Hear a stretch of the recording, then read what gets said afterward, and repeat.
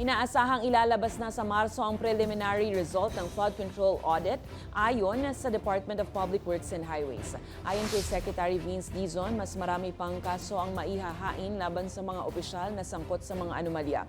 Anya, magiging batayan ng Ombudsman sa pagsasampa ng mga kaso kung ghost project ba ang mga ito o maituturing na substandard. Pinagsasama-sama na rin nila ang mga resulta ng inspeksyon ng iba-ibang ahensya para sa isang komprehensibong report. Dagdag pa ng DPWH, umaabot na sa 60 kontratista ang posibleng i-blacklist dahil sa pagkakasangkot sa korupsyon sa proyekto. Alam niyo naman, iniikot lahat ng mga suspected na mga projects na may problema, either ghost or substandard. So, iniikot yan ng PNP, ng NBI, ng AFP, COA, DPWH, DOJ, and pati Ombudsman. No? So, lahat yan, pagsasama-samahin,